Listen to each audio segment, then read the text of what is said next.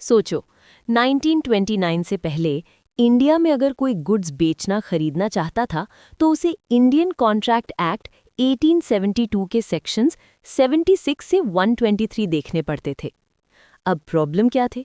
वो रूल्स वेग थे, इनएडिक्वेट थे, और जैसे जैसे इंडस्ट्रियल इकोनॉमी ग्रो हो रही थी वो रूल्स काम के नहीं रहे। तो 1930 में क्या हुआ? पहले आईसीए 1872 के सेक्शंस 76 से 123 को रिपील कर दिया गया। एक नया स्टैंडअलोन एक्ट बनाया गया, सेल ऑफ गुड्स एक्ट 1930। ये largely English sale of goods act 1893 पर मॉडल किया गया था। ये एक्ट 1 जुलाई 1930 को लागू हुआ। ये पूरे इंडिया पर अप्लाई होता है। नोट, जेएनके एक्सक्लूजन जो पहले था वो आर्टिकल 370 अब्रोगेशन के बाद अब नहीं रहा। अब ये एक्ट यूनिफॉर्मली पूरे इंडिया पर लागू है। अब एक बहुत इंपॉर्टेंट बात, सेक्शन 3 कहता है जहां जहां एसजीए 1930 साइलेंट है, यानी कोई रूल नहीं दिया, वहां इंडियन कॉन्ट्रैक्ट एक्ट 1872 अप्लाई होगा। इसका मतलब क्या हुआ? एसजीए 1930 एक स्पेशल लॉ है और आईसीए 1872 उसके पीछे का जनरल लॉ है। दोनों मिलकर काम करते हैं। एसजीए 1930 ने आईसीए 1872 को रिप्लेस नहीं किया, बल्कि उसे सप्लीमेंट किया। हर कॉन्ट्रैक्ट ऑफ सेल को पहले आईसीए 1872 का टेस्ट पास करना होगा। Offer, acceptance, competency, free consent, lawful object, तब एसजीए 1930 के स्पेसिफिक रूल्स लागू होंगे। अब एक बहुत इंपॉर्टेंट बात, सेक्शन 4 कहता है इस पूरे एक्ट की धड़कन। Section 4(1) definition: A contract of sale of goods is a contract whereby the seller transfers or agrees to transfer the property in goods to the buyer for a price. अब इसे word by word तोड़ते हैं। यही definition पूरे chapter की जड़ है। पहला, ट्रांसफर्स। ये वर्ड कह रहा है ओनरशिप अभी इसी वक्त पास हो गई, ये हुआ सेल। दूसरा, अग्रीज टू ट्रांसफर। ये वर्ड कह रहा है ओनरशिप बाद में पास होगी, ये हुआ अग्रीमेंट टू सेल। तीसरा, प्रॉपर्टी इन गुड्स। यहाँ प्रॉपर्टी का मतलब ओनरशिप या टाइटल है, सिर्फ फिजिकल पोजेशन नहीं। और यही एक वर्ड है जो सेल को गिफ्ट से, बार्टर से और बेलमेंट से अलग करता है। क्लास में पूछते हैं क्या पोजेशन और प्रॉपर्टी सेम है? नहीं। Property is equal to legal ownership, equal to title. Possession is equal to physical control. तुम्हारे पास कोई चीज हो सकती है फिजिकली, लेकिन ओनर तुम नहीं हो। उदाहरण, रिपेयर के लिए गई कार, मैकेनिक के पास पोजेशन है, लेकिन प्रॉपर्टी यानी ओनरशिप तुम्हारे पास है। चौथा, बायर। वो पर्सन जो गुड्स को बाय करता है या बाय करने के लिए अग्री करता है। पांचवा, फॉर अ प्राइस। और ये सबसे इंपॉर्टेंट, कंसिडरेशन सिर्फ मनी होनी चाहिए। गुड्स के बदले गुड्स, सेल नहीं। मनी के बदले गुड्स, सेल एब्सोल्यूटली। अब यहाँ सेक्शन 4(2) देखते हैं, एब्सोल्यूट और कंडीशनल। कॉन्ट्रैक्ट ऑफ सेल दो तरह का हो सकता है। एक, एब्सोल्यूट, कोई कंडीशन नहीं, सेल तुरंत। ए ने बी को 5,000 रुपए में अपनी वॉच बेची, पेमेंट और डिलीवरी दोनों तुरंत। दूसरा, कंडीशनल, कोई कंडीशन पूरी होने पर सेल होगी। ए ने कहा मैं अपनी कार बी को बेचूंगा, बशर्ते बी को 30 दिन में लोन सैंक्शन हो जाए। कंडीशनल सेल के अंदर दो टाइप्स और हैं। कंडीशन प्रीसीडेंट, प्रॉपर्टी तब पास होगी जब कंडीशन पूरी हो, जैसे पूरा पेमेंट। कंडीशन सब्सिक्वेंट, प्रॉपर्टी अभी पास होती है लेकिन कंडीशन ना होने पर वापस आ सकती है, ये रेयर है।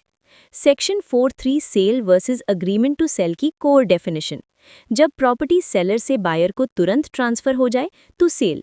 जब प्रॉपर्टी फ्यूचर टाइम या किसी कंडीशन के पूरा होने पर ट्रांसफर होनी हो तो agreement to sale. Section 4(4) agreement to sale कब सेल बनती है? जब वो टाइम आ जाए जो तय था या वो कंडीशन पूरी हो जाए जो तय थी। वैलिड कॉन्ट्रैक्ट ऑफ सेल के एसेंशियल एलिमेंट्स: सुप्रीम कोर्ट ने state of Madras versus Gannon Dunkley and company 1959 SR में इन्हें क्रिस्टलाइज किया था। एग्जाम में ये केस जरूर लिखना। एलिमेंट 1, दो अलग पार्टीज, सेलर और बायर। लॉ कहता है सेलर और बायर दो अलग लीगल पर्सन्स होने चाहिए। एक ही पर्सन सेलर भी और बायर भी ये नहीं हो सकता। एक्सेप्शन: सेक्शन 4(1) खुद कहता है there may be a contract of sale between one part owner and another, यानी अगर ए और बी जॉइंटली कोई गुड्स के मालिक हैं, ए अपना हिस्सा बी को बेच सकता है, बी फिर सोल ओनर बन जाएगा। अब पूछो, क्या एक कंपनी अपने सोल डायरेक्टर को गुड्स बेच सकती है? हाँ, क्योंकि कंपनी और उसका डायरेक्टर दो सेपरेट लीगल पर्सन्स है। Important case, state of Gujarat versus Raman Lal S N company, AIR 1965 Guj. Partnership dissolve हुई, एसेट्स पार्टनर्स में बांट दिए गए। क्या ये सेल था? नहीं, क्योंकि पार्टनर्स खुद जॉइंट ओनर्स थे, वो अपने आप को ही सेल नहीं कर सकते, इसलिए ये सेल नहीं माना गया। एलिमेंट 2, सब्जेक्ट मैटर, गुड्स होना चाहिए। सेक्शन 27 की definition, every kind of movable property other than actionable claims and money includes stock and shares, growing crops, grass and things attached to or forming part of land agreed to be severed before sale or under sale. अब देखो, क्या है goods? हर तरह की movable property जैसे laptop, wheat, oil, machinery, stock और shares, debentures, growing crops और ग्रास, बशर्ती कॉन्ट्रैक्ट में ये अग्रीड हो कि सेल से पहले या सेल के तहत उन्हें ज़मीन से अलग किया जाएगा। इनटैंजिबल प्रॉपर्टी जैसे goodwill, trademark, patent, copyright. Old और रेयर कॉइन्स, कलेक्टर्स आइटम के तौर पर रखे पुराने सिक्के इज इक्वल टू गुड्स, लेकिन चलन में चल रही करेंसी गुड्स नहीं है।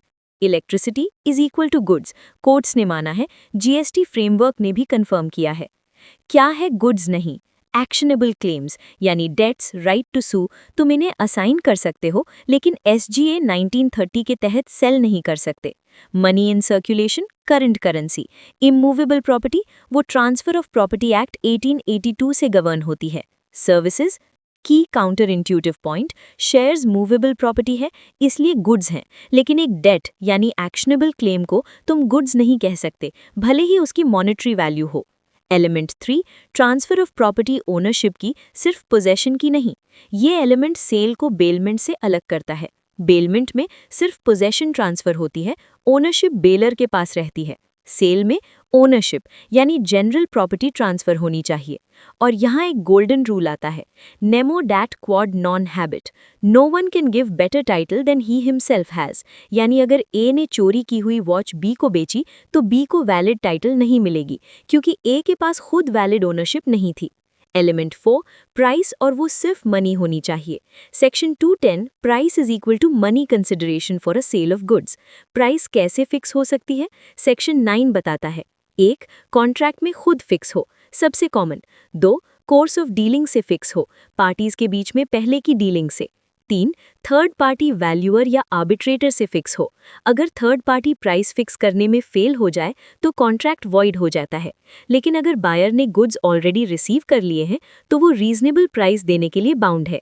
4, अगर इनमें से कुछ भी नहीं तो बायर रीजनेबल प्राइस देगा। ये फैक्ट का क्वेश्चन है, सर्कमस्टेंसेस पर डिपेंड करता है। मनी ओनली रूल, ए ने व्हीट दिया, बी ने राइस दिया, is equal to barter, sale नहीं। ए ने 100 रुपए का नोट दिया, बी ने 2 50 रुपए के नोट दिए, is equal to exchange, sale नहीं। ए ने राइस दिया प्लस 500 रुपए कैश भी दिया व्हीट के बदले, सेल एब्सोल्युटली। क्यों? क्योंकि जैसे ही कंसिडरेशन में मनी का कोई भी हिस्सा हो वो कॉन्ट्रैक्ट ऑफ सेल बन जाता है। Element 4, formalities, section 5, contract of sale बन सकता है ओरली, मुंह से, in writing, partly oral partly written, या बाय कॉन्डक्ट, पार्टीज के एक्शन से। मोस्ट इंपॉर्टेंट, SGA 1930 के तहत कोई मैंडेटरी रिटन फॉर्म नहीं है, ये इमूवेबल प्रॉपर्टी से अलग है। वहाँ TPA 1882 के तहत राइटिंग जरूरी होती है। हाँ, अगर कोई स्पेसिफिक स्टेट लॉ कहे कि सर्टेन हाई वैल्यू गुड्स के लिए स्टैंप ड्यूटी या रजिस्ट्रेशन चाहिए तो वो लागू होगी। एलिमेंट 6, ICA 1872 के सभी essentials, competent parties, free consent, lawful object in consideration, coercion, fraud, misrepresentation, undue influence, mistake, कोई भी विशिएटिंग फैक्टर नहीं होना चाहिए। माइनर की अग्रीमेंट वॉइड एब इनिशियो है अंडर ICA 1872, तो माइनर सेलर हो या बायर, कॉन्ट्रैक्ट वॉइड होगा। Sale versus agreement to sale, हर पॉइंट क्लियर करो। 1, nature, sale is equal to executed contract, हो गया, कंप्लीट हो गया। Agreement to sale is equal to executory contract, अभी बाकी है। Transfer of ownership, sale is equal to ownership तुरंत पास हो जाती है। Agreement to sale is equal to ownership बाद में या कंडीशन पूरी होने पर पास होगी। Type of rights, sale is equal to jus in rem यानी right against the whole world. Agreement to sale is equal to jus in personam यानी right सिर्फ सेलर के खिलाफ। कि सेल के बाद अगर कोई तीसरा आदमी तुम्हारे गुड्स चुरा ले, तुम उसके खिलाफ टॉर्ट में सू कर सकते हो क्योंकि ओनरशिप तुम्हारी है। अग्रीमेंट टू सेल में अगर गुड्स डिस्ट्रॉय हो जाएं या चोरी हो जाएं, तुम्हारे पास रेमेडी सिर्फ सेलर के खिलाफ है, किसी और के खिलाफ नहीं। Risk of loss, sale is equal to risk buyer को पास हो जाता है। प्रिंसिपल यानी res perit domino, agreement to sale is equal to risk seller के पास रहता है। इंसॉल्वेंसी ऑफ बायर, सेल में बायर इंसॉल्वेंट हो जाए तो सेलर को गुड्स ऑफिशियल रिसीवर को डिलीवर करने होंगे। सेलर सिर्फ प्राइस के लिए रेटेबल डिविडेंड क्लेम कर सकता है। अग्रीमेंट टू सेल में बायर इंसॉल्वेंट हो जाए तो सेलर डिलीवरी रिफ्यूज कर सकता है और गुड्स वापस ले सकता है। इंसॉल्वेंसी ऑफ सेलर, सेल में सेलर इंसॉल्वेंट हो जाए तो बायर ऑफिशियल रिसीवर से गुड्स क्लेम कर सकता है क्योंकि ओनरशिप बायर की है। अग्रीमेंट टू सेल में सेलर इंसॉल्वेंट हो जाए तो बायर सिर्फ रेटेबल डिविडेंड क्लेम कर सकता है। चलो सबसे पहले एक बड़ा सवाल, अगर मैं तुमसे कहूं मुझे एक चीज बेचो जो अभी एग्जिस्ट ही नहीं करती, तो क्या वो सेल होगी? रुको, जवाब आएगा। पहले पूरा स्ट्रक्चर समझो। सोचे एक बड़ा पेड़ है, गुड्स के 3 बड़े ब्रांचेस हैं। एग्जिस्टिंग गुड्स, जो गुड्स अभी सेलर के पास फिजिकली मौजूद हैं। फ्यूचर गुड्स, जो अभी एग्जिस्ट ही नहीं करती। कंटिंजेंट गुड्स, जो किसी अनसर्टन इवेंट पर डिपेंड करती हैं। और एग्जिस्टिंग गुड्स के अंदर 3 और ब्रांचेस हैं, स्पेसिफिक गुड्स, असर्टेंट गुड्स और अनअसर्टेंट गुड्स। अब एक एक को डीप में समझते हैं। सबसे पहले existing goods. Specific goods, definition याद करो। Goods identified and agreed upon at the time a contract of sale is made. अब यहाँ 2 वर्ड्स बहुत इंपॉर्टेंट हैं, आइडेंटिफाइड और अग्रीड अपॉन, और दोनों एक साथ होने चाहिए कॉन्ट्रैक्ट बनते वक्त। सुनो ये एग्जाम्पल। ए कहता है बी से, ये वाली लाल मारुति स्विफ्ट जिसका नंबर है MH02AB1234, ये मैं तुम्हें बेचता हूँ। ये स्पेसिफिक गुड है क्योंकि आइडेंटिफाइड है, अग्रीड अपॉन है, कॉन्ट्रैक्ट बनते वक्त। अब क्लासरूम क्वेश्चन, क्या एक ब्लैक हॉर्स स्पेसिफिक गुड है? नहीं, क्योंकि कौन सा ब्लैक हॉर्स, कहाँ से, कोई आइडेंटिफिकेशन नहीं। लेकिन ये वाला ब्लैक हॉर्स जो अभी स्टॉल नंबर 4 में खड़ा है, ये स्पेसिफिक गुड है। की रूल है, स्पेसिफिक गुड्स में केवल सेल यानी इमीडिएट ट्रांसफर पॉसिबल है। असर्टेंट गुड्स, ये एक्ट में डिफाइंड नहीं है, जुडिशियल इंटरप्रिटेशन से आया है। सिंपल भाषा में, जो गुड्स पहले अनअसर्टेंट थीं लेकिन बाद में किसी स्पेसिफिक कॉन्ट्रैक्ट के लिए आइडेंटिफाई और ईयरमार्क कर दी गईं, वो असर्टेंट गुड्स बन जाती हैं। एग्जाम्पल देखो, एक गोडाउन में 1000 क्विंटल गेहूं है। बायर ने कॉन्ट्रैक्ट किया 100 क्विंटल के लिए, अभी तक अनअसर्टेंट। फिर सेलर ने वो 100 क्विंटल अलग करके रख दिए बायर के लिए, अब वो असर्टेंट गुड्स हो गईं। अब यहाँ एग्जाम का सबसे इंपॉर्टेंट डिस्टिंक्शन आता है, ध्यान से सुनो। Specific versus ascertained, the critical difference. Specific equal to contract बनते वक्त आइडेंटिफाइड था, असर्टेंट इक्वल टू कॉन्ट्रैक्ट बनने के बाद आइडेंटिफाई हुआ अप्रोप्रिएशन से। और याद रखो, हर स्पेसिफिक गुड असर्टेंट होती है लेकिन हर असर्टेंट गुड स्पेसिफिक नहीं होती। सेक्शन 18 का गोल्डन रूल, प्रॉपर्टी तब तक पास नहीं होती जब तक गुड्स असर्टेन ना हो जाएं। अनअसर्टेंट गुड्स, ये गुड्स कॉन्ट्रैक्ट के वक्त स्पेसिफिकली आइडेंटिफाइड नहीं होती, सिर्फ डिस्क्रिप्शन या कैटेगरी से डिफाइन होती हैं।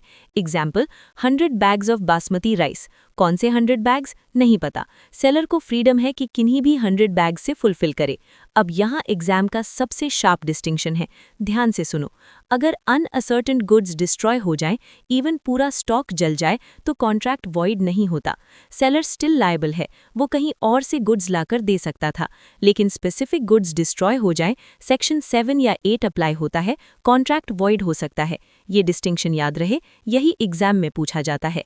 फ्यूचर गुड्स, सेक्शन 2 सब 6 में डेफिनेशन है, goods to be manufactured, produced or acquired by the seller after the making of the contract. यानी कॉन्ट्रैक्ट बनते वक्त ये गुड्स एग्जिस्ट ही नहीं करती या एग्जिस्ट करती हैं लेकिन सेलर के पास नहीं है। एग्जाम्पल्स, ए कहता है बी से, अगले सीजन में मेरे ऑर्चर्ड में जो सेब उगेंगे वो मैं तुम्हें बेचूंगा। फ्यूचर गुड्स, मैन्युफैक्चरर ने कहा 500 कस्टम चेयर्स बनाकर दूंगा होटल को। फ्यूचर गुड्स, अब सवाल है, क्या फ्यूचर गुड्स की सेल हो सकती है? नहीं, सिर्फ अग्रीमेंट टू सेल पॉसिबल है। क्यों? क्योंकि सेल का मतलब है इमीडिएट ट्रांसफर ऑफ प्रॉपर्टी, जो एग्जिस्ट ही नहीं करता उसकी ओनरशिप ट्रांसफर कैसे होगी। इसलिए फ्यूचर गुड्स में अग्रीमेंट टू सेल होता है, जो ऑटोमैटिकली सेल में कन्वर्ट होता है जब गुड्स एग्जिस्ट होती हैं और अप्रोप्रिएटेड होती हैं। कंटिंजेंट गुड्स सेक्शन 6 सब 2 में ये फ्यूचर गुड्स का ही एक सबसेट है। कंटिंजेंट गुड्स वो हैं जिनकी एक्विजिशन सेलर को एक अनसर्टेन फ्यूचर इवेंट पर डिपेंड करती है, जो हो भी सकती है, नहीं भी। एग्जाम्पल, ए कहता है बी से मैं तुम्हें ये रेस हॉर्स बेचूंगा बशर्ते इसके करंट ओनर सी से मैं इसे खरीद सकूं। अगर सी मना कर दे तो contingent event fail. No contract. Future goods versus contingent goods समझो। फ्यूचर गुड्स को बनाया या अक्वायर किया जाना है, सर्टेनिटी है कि होगा। कंटिंजेंट गुड्स एक्विजिशन ही अनसर्टेन इवेंट पर डिपेंड है, हो भी सकता है, नहीं भी। दोनों में केवल agreement to sale possible, sale नहीं। Destruction of goods section 7 and 8। सबसे पहले याद करो ये दोनों सेक्शंस केवल स्पेसिफिक गुड्स पर अप्लाई होते हैं। Section 7 goods perishing before contract. 3 conditions चाहिए। कॉन्ट्रैक्ट स्पेसिफिक गुड्स के लिए है, गुड्स कॉन्ट्रैक्ट बनने से पहले ही पेरिश हो चुकी थी, सेलर को इसकी जानकारी नहीं थी। Effect, contract void ab initio, यानी शुरू से ही कोई कॉन्ट्रैक्ट नहीं बना। एग्जाम्पल, ए ने बी से कहा मेरे गोडाउन में रखे 100 बैग्स ऑफ राइस बेचता हूं, लेकिन उन बैग्स को पहले ही किसी ने चुरा लिया था, ए को पता नहीं था। कॉन्ट्रैक्ट वॉइड है। बी अगर प्राइस दे चुका है तो वापस पा सकता है, बट एक ट्विस्ट, अगर सेलर को पता था तो सेलर एस्टॉपल से बाइंड होगा, वो वॉइड नहीं कह सकता, वो ब्रीच के लिए लायबल होगा। Section 8 goods perishing after agreement to sale but before sale. Conditions, agreement to sale है, सेल नहीं। स्पेसिफिक गुड्स हैं, गुड्स किसी के फॉल्ट के बिना पेरिश होती हैं, रिस्क अभी बायर को पास नहीं हुई थी। इफेक्ट, अग्रीमेंट अवॉइडेड हो जाता है, वॉइड हो जाता है, दोनों पार्टीज की लायबिलिटी खत्म। Famous case Elphick versus Barnes. A ने बी को घोड़ा 7 दिन में बेचने का अग्रीमेंट किया, 3rd डे पर घोड़ा बिना किसी की गलती के मर गया, अग्रीमेंट अवॉइडेड, कोई लायबिलिटी नहीं। याद रखो सेक्शन 7 वर्सेस 8। सेक्शन 7 कॉन्ट्रैक्ट बनने से पहले पेरिश तो void ab initio, section 8 agreement के बाद सेल से पहले पेरिश तो अवॉइडेड, और दोनों ओनली स्पेसिफिक गुड्स पर लागू होते हैं। अनअसर्टेन गुड्स का पूरा स्टॉक जल जाए तो भी सेलर परफॉर्म करेगा या डैमेजेस देगा, कॉन्ट्रैक्ट वॉइड नहीं होगा।